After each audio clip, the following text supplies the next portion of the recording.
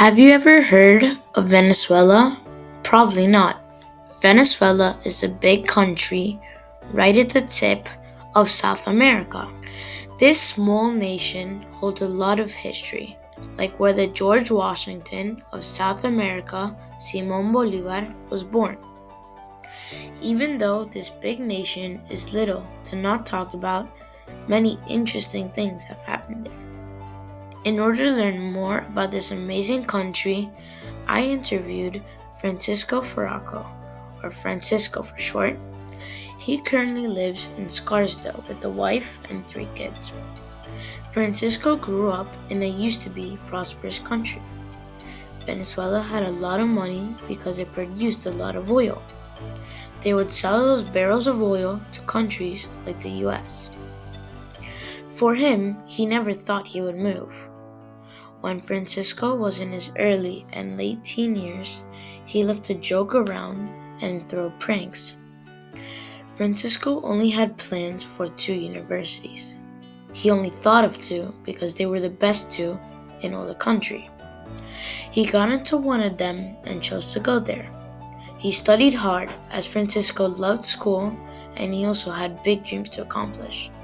But after college, he met a woman who happened to go to the same school as him. This woman's name is Margarita. Francisco ended up marrying her later in life. After college though, Venezuela became very dangerous. On some highways you had to go super fast so people wouldn't start shooting at your car. Francisco got tired of this corrupt and horrible country, so in 1999 he decided to immigrate to the US. At first, he was lost in this huge and modern place. He had no clue how to speak English and he also didn't know how to get into a job or university. He decided to first go to a university in Washington, D.C.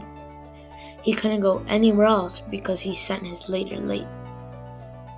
He then, with time, decided to apply to the University of Chicago. He decided to study financial math. After this, he applied for a job.